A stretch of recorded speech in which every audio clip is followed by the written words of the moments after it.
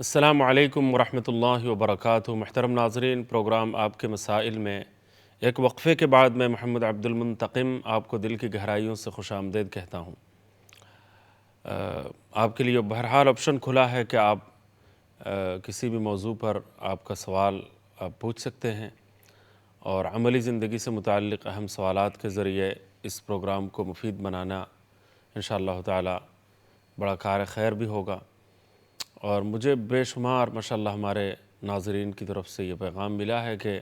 ہم آپ کو ڈسٹرب نہیں کرنا چاہتے، آپ کی گفتگو تسلسل کے ساتھ سننے کے زیادہ خواہش مند ہیں تاکہ آپ کی گفتگو کی روانی متاثر نہ ہو، ورنہ ہم سنتے ہیں، یہ نہ سمجھیے گا کہ آپ قبرستان سے مخاطب ہیں۔ تو کبھی کبھی سوال کر لینے سے یہ تھوڑا سا احساس ہوتا ہے کہ ہم کسی زندہ دلانے شہر سے خطاب کر رہے ہیں، لیکن بہرحال سوال جواب سے یہ محسوس ہوتا ہے کہ الحمدللہ سننے والے بھی ہیں، اور یقیناً ہیں، بڑی تعداد میں ہیں، بہت زیادہ تعداد میں ہیں الحمدللہ، اور پوری دنیا سے الحمدللہ لوگ سنتے ہیں، دیکھتے بھی ہیں۔ اللہ تعالیٰ ان پروگراموں کو شرف قبول عطا فرمائے، اور ان پروگراموں میں دوسروں کو شامل ہونے کی دعوت دینا یہ بھی ایک بڑا کار خیر ہوگا، کار ثواب ہوگا، کیونکہ لوگوں کو آج کل یعنی ان کی دلچسپیاں دینی سرگرمیوں کے ساتھ قائم کرنے کی جو ضرورت ہے، اس کے بارے میں بے فکری بہت عام ہے۔ ایک دن میں پروگرام کے دوران کہہ رہا تھا کہ آج کال کیوں نہیں آئی، یا کسی کی طرف سے کوئی مسئلہ نہیں پوچھا گیا۔ بہرحال وہ تو چیریٹیبل پروگرام تھا، تو میں خود کہہ رہا تھا کہ شاید آپ عشاء کی نماز میں یا عبادت میں یا نفل نمازوں میں شاید مشغول ہوں گے، اس وقت زیادہ تر عبادتوں میں مصروف ہوں گے۔ تو پھر ہمارے بعض ساتھی میری اس سادگی پر وہ ہنس رہے تھے کہ سارے لوگ جناب کسی اور جانب متوجہ ہیں، اور پوری دنیا جو ہے وہ کھیل دیکھنے میں مشغول ہے، اور آپ جو ہے آپ کو اس کا پتہ بھی نہیں ہے کہ آج کون کون سے ملکوں کے درمیان یہ سلسلہ جاری ہے۔ بہرحال یہ میری سادگی آپ کہہ سکتے ہیں، کیونکہ مجھے خود اس کا سرے سے احساس ہی نہیں تھا، اندازہ ہی نہیں تھا۔ تو لیکن افسوس کا مقام یہ ہے کہ آج جو ہے دین علم کے حصول کے لیے اور دین کے بارے میں پوچھنے کی وہ خواہش، وہ شوق، وہ ذوق ہمارے اندر نہیں ہے۔ جو شوق جو ہے وہ دینی اور دنیاوی لحاظ سے کسی لحاظ سے بھی مفید نہیں ہے۔ جتنے پروگرام ایسے ہیں کہ جو کسی لحاظ سے بھی مفید نہیں ہے، ان کی طرف جتنی توجہ ہے، ان پروگراموں کے ساتھ جو دلچسپیاں ہیں، کھیل کود کے ساتھ جتنی دلچسپیاں ہیں، دین سیکھنے اور دین پر عمل پیرا ہونے کا وہ شوق ہمیں دکھائی نہیں دیتا، وہ بات ہمیں نظر نہیں آتی۔ بے شمار ایسے اسباب ہمارے سامنے ہیں اور ایسے عوارض ہمارے سامنے ہیں کہ جو دین علم سیکھنے کی راہ میں مانع نظر آتے ہیں، رکاوٹ نظر آتے ہیں، اور ان میں دلچسپی کا سامان زیادہ نظر آتا ہے۔ ہنسی خوشی میں اور شوق پورا کرنے میں توجہ زیادہ نظر آتی ہے، دکھائی دیتی ہے، جبکہ دین علم کے حصول کے لیے جو جذبہ اور جو شوق ہونا چاہیے وہ ہمارے اندر پوری طرح نہیں ہے۔ اللہ تعالیٰ اس کمی کو دور فرما دے۔ مطالعے کا شوق بھی ختم ہو گیا ہے، دین علم کے حاصل کرنے کا شوق بھی بہت ہی پیچھے رہ گیا ہے، معمولی رہ گیا ہے، بہت کم رہ گیا ہے۔ یہ ہمارے لیے ایک وارننگ ہے اور ایک خطرناک مستقبل کی نشاندہی اس سے ہوتی ہے کہ پتہ نہیں مستقبل کا کیا حال ہوگا۔ دینی کتابوں کے مطالعے کا پہلے زمانے میں جو شوق و ذوق ہوتا تھا وہ اب نہیں ہے۔ ایون میں اور کیا بتاؤں آپ کو کہ مادری زبان کے ساتھ جو تعلق ہونا چاہیے، ادب، شعر و شاعری اور ادب کے ساتھ جو شغف ہونا چاہیے، اور زبان پر جو محنت ماضی میں ہوئی ہے، جو خدمت ہوئی ہے، زبان کی خوبصورتی سے استفادے کا جو شوق، زبان کی کی فصاحت و بلاغت سے اور زبان کی خوبصورتی سے، الفاظ و بیان سے جو تعلق ہونا چاہیے، جو شوق و ذوق ہونا چاہیے، وہ بات بھی شاذ و نادر ہی نظر آتی ہے، الا ماشاء اللہ۔ تو یعنی بہت آسان زبان میں بات کریں، یہ مشورہ تو دیا جاتا ہے، اور اس پر عمل بھی ہونا چاہیے، کیونکہ جس دور میں جو زبان رائج ہے اور جو زبان چلتی ہے، جو زبان لوگ سمجھتے ہیں، اسی میں بات کرنی چاہیے۔ تو ہمارے ایک استاذ فرما رہے تھے کہ کتاب علم کا ہو لیکن زبان فٹ پاتھ کی ہو، پھر جو ہے وہ آپ کا پیغام جو ہے زیادہ دور تک پہنچے گا اور زیادہ لوگ سن پائیں گے۔ مشکل زبان سے بھی مشکل زبان سے اگر کوئی بات کرے تو اس کو سننے سمجھنے کی تکلیف گوارا کرنے کے لیے اب کوئی تیار نہیں ہے، راضی نہیں ہے۔ بہت ہی سمپل زبان میں آپ جو ہے وہ پیغام دے دیں، یہ بات اپنی جگہ پر ٹھیک ہے الحمدللہ، اسی پر عمل بھی ہونا چاہیے۔ وما ارسلنا من رسول الا بلسان قومی، قوم کی جس وقت، جس زمانے میں، جس دور میں جو زبان ہو اس کے مطابق علماء کرام کو بھی بات کرنی چاہیے، دین کا پیغام بھی اسی زبان میں ہونا چاہیے۔ لیکن یہ ایک کمی ہے جس سے افسوس بھی ہوتا ہے، دل بھی دکھتا ہے، کہ زبان و بیان کی جو حلاوت ہے، فصاحت و بلاغت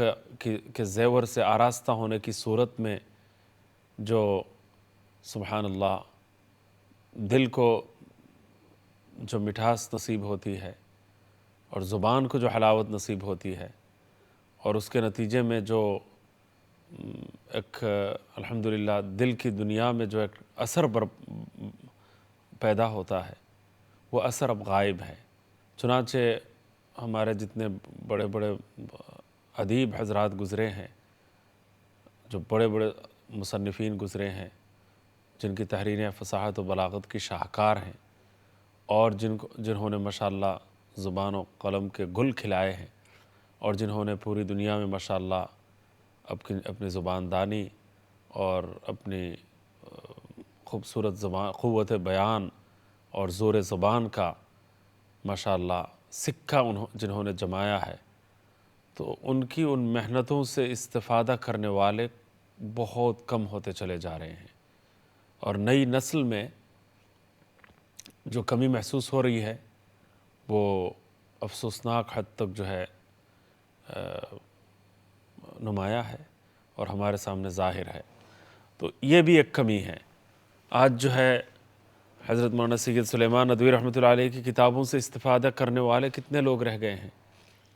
حضرت مفتی محمد شفیع صاحب رحمۃ اللہ علیہ کی کتابوں اور ان کی تصانیف، ان کی تفسیر سے براہ راست استفادہ کرنے والے موجودہ دور میں کتنے افراد ہیں۔ علماء تو ہیں ماشاءاللہ، استفادہ کر رہے ہیں، اور ایک حلقہ ہے، ایک تعداد ہے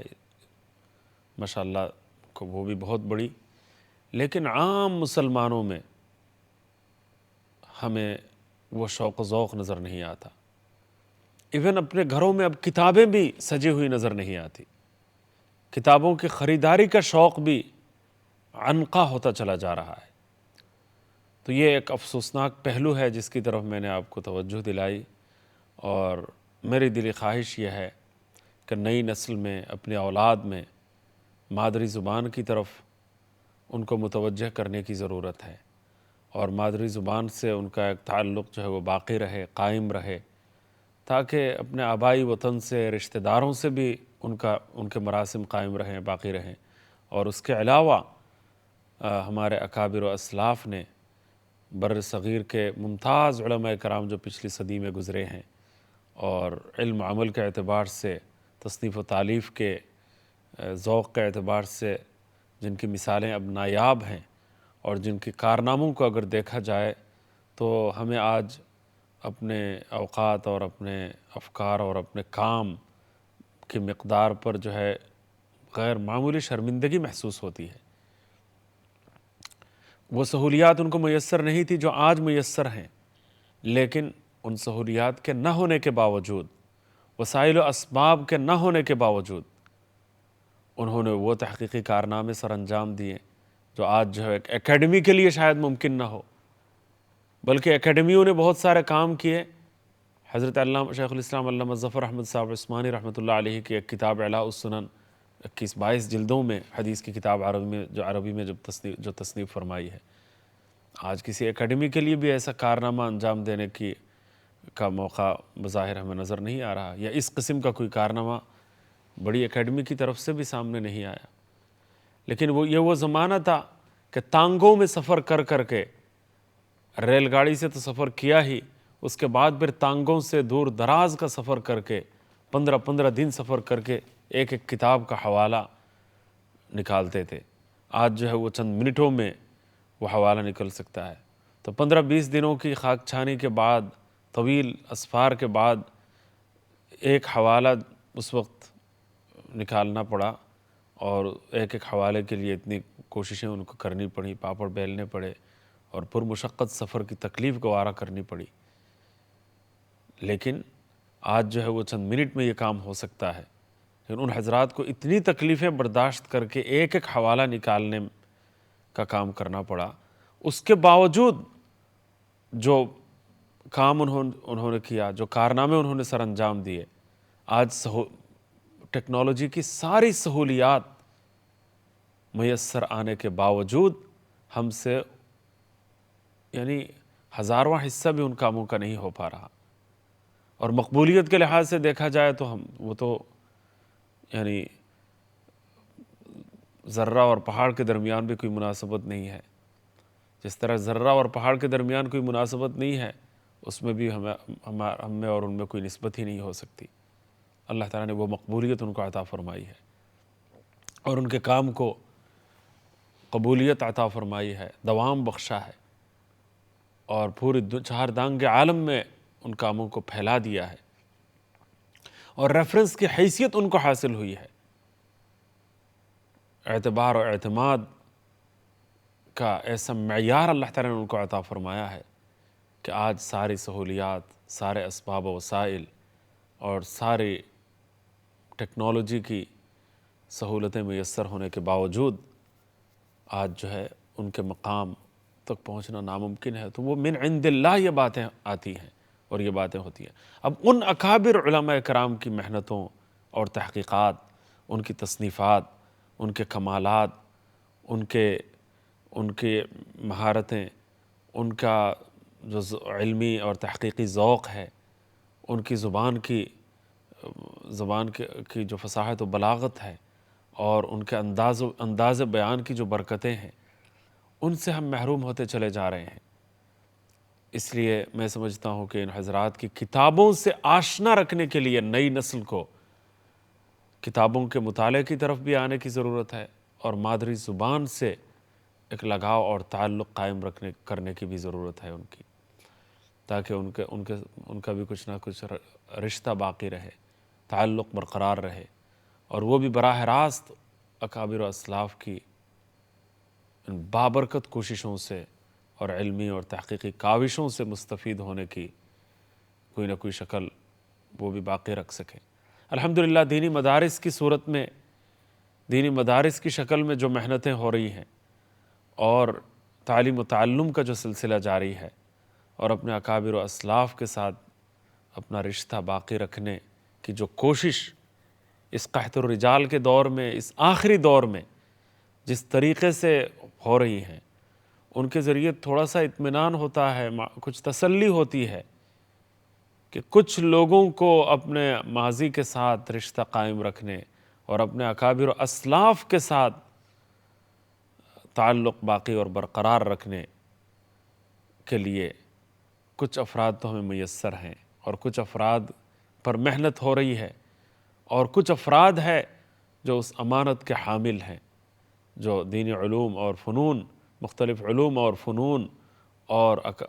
بے شمار تحقیقی تصنیفات کی شکل میں جو امانت اسلاف نے ہم تک منتقل فرمائی ہے، اس امانت کو برداشت کرنے، اس امانت کو بار گراں اٹھانے کے لیے کچھ افراد دینی مدارس کی صورت میں، دینی مدارس کی محنتوں کے ذریعے الحمدللہ آج بھی میسر ہیں۔ اگر یہ مدرسے نہ ہوتے، یہ علماء کرام نہ ہوتے، تو 1300 سالہ، 1400 سالہ، 1500 سالہ علم دین کی امانت کا جو سبحان اللہ ایک لازوال سلسلہ ہے، اس کو اس کے حامل افراد ڈھونڈنا شاید مشکل ہو جاتا، اور ایسے افراد ناپید ہو جاتے، ختم ہو چکے ہوتے۔ لیکن الحمدللہ دینی مدارس نے اور حضرات علماء کرام نے دنیا سے منہ موڑ کر اور تمام سہولیات سے اپنے آپ کو الگ کر کے اور تنگی اور ترشی کی زندگی کی تکلیفیں برداشت کر کے، مصیبتیں جھیل کر اور دنیا کے اسباب اور وسائل سے لا تعلق ہو کر آرام و عیش اور راحت کی زندگی کو خیر باد کہتے ہوئے انہوں نے روکھی سوکھی کھا کر، موٹا چھوٹا پہن کر، موٹا جھوٹا پہن کر اور تنگی اور ترشی کی زندگی اختیار کو خوش دلی کے ساتھ برداشت کرتے ہوئے ان حضرات نے علم دین کی امانت کا بار گراں اٹھایا ہوا ہے، اور اگلی نسل تک اس امانت کو پہنچانے کا عمل جو ہے وہ تسلسل کے ساتھ انہوں نے جاری رکھا ہوا ہے۔ اور اللہ تعالیٰ کی آیت کریمہ انا نحن نزلنا الذکر وانا لہ لحافظون، اس آیت کے عملی مصداق بن کر یہ حضرات اپنی زندگی گزار رہے ہیں، اور ہوا کی مختلف رخ پر چلتے ہوئے، ہوا جس طرف چل رہی ہے اس سے مختلف رخ پہ چلتے ہوئے ان حضرات نے سبحان اللہ علم دین کی اس امانت کا بوجھ اٹھایا ہوا ہے۔ اللہ تعالیٰ اس تسلسل کو قائم رکھیں، مسلمانوں کو حضرات علماء کرام کی قدردانی نصیب فرمائے۔ علماء کرام اور طلبہ عظام، دین علم حاصل کرنے والے جو طلبہ ہیں، ان کی خدمت گزاری کی اللہ تعالیٰ توفیق عطا فرما دے، یہ بھی بہت بڑی بات ہے۔ میں ابھی ایک واقعہ سن رہا تھا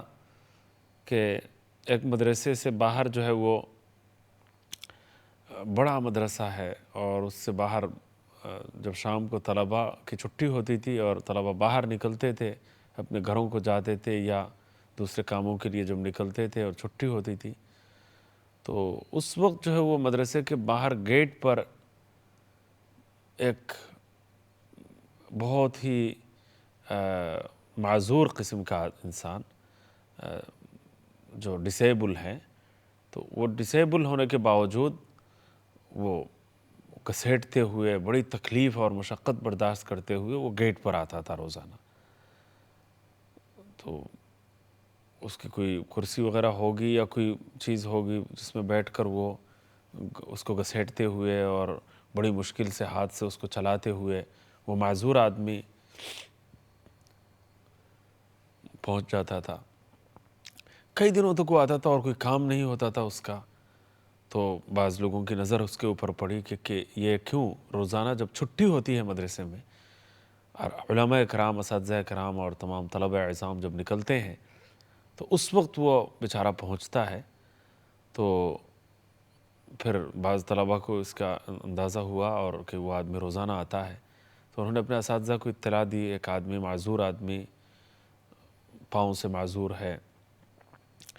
اور وہ پہنچ جاتا ہے اس طرح گھسیٹتے ہوئے، بڑی مشکل سے تکلیف اٹھاتے ہوئے بڑی مشکل سے وہاں پر پہنچتا ہے، تو وہ کیوں آتا ہے کچھ پتہ نہیں۔ تو اساتذہ کرام نے کہا کہ اگلے دن جب آئے تو ہمیں اطلاعات کرنا، تو اطلاع دی انہوں نے۔ تو اساتذہ پہنچ گئے، انہوں نے پوچھا کہ بھئی آپ یہاں روزانہ آتے ہیں، یعنی ہم نے اس کو محسوس کیا کہ آپ روزانہ اسی وقت پر چھٹی کے وقت آپ پہنچتے ہیں، آپ کو کسی چیز کی شاید ضرورت ہوگی، روٹی کی ضرورت ہوگی، کھانے کی ضرورت ہوگی، یا کسی چیز کا حاجت ہے اور وہ پوری نہیں ہو رہی، اس کے لیے آپ کو کوئی مدد چاہیے ہوگی۔ تو وہ آدمی کہتا ہے نہ میں الحمدللہ، نہ مجھے روٹی چاہیے، نہ مجھے کھانا چاہیے، نہ مجھے پیسہ چاہیے، نہ مجھے کسی اور چیز دنیاوی کوئی حاجت ہے، ضرورت ہے، پھر بھئی آپ کیوں آتے ہیں؟ تو اس آدمی نے بتایا کہ میں حضرت جی مولانا محمد یوسف صاحب رحمۃ اللہ علیہ کی خدمت میں رہا ہوں، ان کی خدمت بھی صحبت بھی میں نے اٹھائی ہے، ان کی ہمنشینی میں بھی کچھ وقت گزارا ہے، تو حضرت کے خطابات سے مجھے معمور ہونے کا موقع ملا ہے۔ حضرت جی مولانا محمد یوسف صاحب رحمۃ اللہ علیہ حضرت مولانا الیاس صاحب رحمۃ اللہ علیہ کے صاحبزادے اور دعوت اور تبلیغ کی جو محنت جاری ہے پوری دنیا میں، اس کے امیر، عالمی امیر دوسرے نمبر پر جو امیر دوم تھے، دوسرے نمبر پر دنیا میں جو امیر تھے دعوت اور تبلیغ کے امیر، حضرت جی مولانا محمد یوسف صاحب رحمۃ اللہ علیہ، ان کا خطاب سنا، ان کی صحبت میں وقت گزارا، تو ایک مرتبہ فرمایا کہ علماء کی کوئی اور خدمت تم سے بن نہ سکے تو محبت اور پیار سے ان کو کم از کم دیکھ لیا کرو، یہ بھی تمہارے لیے بہت بڑی سعادت ہے کہ علماء کرام کی زیارت کر لیا کرو، ان کا دیدار کر لیا کرو، کچھ نہ ہو سکے تو محبت بھری نگاہ سے ان کا دیدار کر لیا کرو، دیکھ لیا کرو ان کو۔ تو مجھ سے تو اور کچھ نہیں ہو سکتا، غریب آدمی ہوں اور اپاہج ہوں، معذور ہوں، مجھ سے اور تو کچھ نہیں ہو سکتا۔ البتہ چھٹیوں کے وقت وہ سارے علماء جب نکلتے ہیں تو ان کے نورانی چہروں کو دیکھ کر جو روحانی سرور مجھے ملتا ہے وہ ناقابل بیان ہے، اور ان کے دیدار سے لطف اندوز ہونے کے لیے اور حضرت رحمۃ اللہ علیہ کی اس بات پر عمل کرتے ہوئے کہ ان کی محبت کا ایک مظاہرہ یہ بھی ہو سکتا ہے کہ کچھ اور خدمت تم سے نہیں ہو پا رہی، ان کی مالی مدد ان سے نہیں ہو پا رہی، ان کا کوئی اور کام تم سے نہیں ہو پا رہا، تو کم از کم محبت بھری نگاہ سے ان کو دیکھ لیا کرو۔ تو اس نصیحت پر عمل پیرا ہونے کے لیے میں روزانہ یہاں آ جایا کرتا ہوں۔ تو یہ سبق آموز واقعہ ہے، عبرت آموز واقعہ ہے۔ آج جو ہے جن حضرات نے علم دین کی امانت کا بار گراں اٹھایا ہوا ہے اور نئی نسل تک علم دین کی امانت کو منتقل کرنے کی کوششوں میں لگے ہوئے ہیں اور اس کے لیے تمام قربانیاں برداشت کر رہے ہیں، مصیبتیں جھیل رہے ہیں اور مشکلات سہ رہے ہیں، تو ایسے حضرات کے ساتھ ہمارا رویہ کیا ہونا چاہیے، ان سے استفادے کا جو حق ہے وہ کس طرح ہم نے ادا کرنا ہے، اس پر ذرا سوچنے اور غور و فکر کرنے کی ضرورت ہے کہ ہم کہاں چلے گئے ہیں اور کتنے فاصلے بڑھ گئے ہیں، کتنی دوریاں پیدا ہو گئی ہیں۔ ان حضرات علماء کرام کی اور ان دینی مدرسوں کی اور علم و تحقیق کے کاموں میں لگے ہوئے جو افراد ہیں، قرآن و سنت کے علوم کے حامل جو افراد ہیں اور اس کے حفاظت کرنے والے اور آگے امت تک، نئی نسل تک پہنچانے کی بھاری بھرکم ذمہ داری اور عظیم فریضہ بجا لانے والے جو افراد ہیں، ان کا حق کس طرح ہم نے ادا کرنا ہے، ان کی پیروی کس طرح کرنی ہے، ان کی ہم نشینی کس طرح اختیار کرنی ہے، ان کی صحبت میں کس طرح جا کر استفادہ کرنا ہے اور آداب زندگی ان سے سیکھنے ہیں اور اپنی زندگی کو درست کرنے اور صحیح راہ پر ڈالنے کے لیے کوشاں ہونے اور ان کی ساری ضروریات پوری کرنے کی طرف جہاں ہمیں متوجہ ہونے کی ضرورت تھی، وہاں ہم نے فاصلے کس طرح اختیار کر لیے۔ بہرحال یہ عبرت کا مقام ہے اور ان باتوں سے خود مجھے بھی استفادے کی توفیق اللہ تعالیٰ عطا فرمائے اور آپ کو بھی اللہ تعالیٰ صحیح راستہ اپنانے کی اللہ تعالیٰ توفیق عطا فرمائے۔ آج پروگرام کا وقت اختتام کو پہنچ گیا، اسی پر اکتفا کرتا ہوں۔ جزاکم اللہ خیرا۔ السلام علیکم ورحمۃ اللہ۔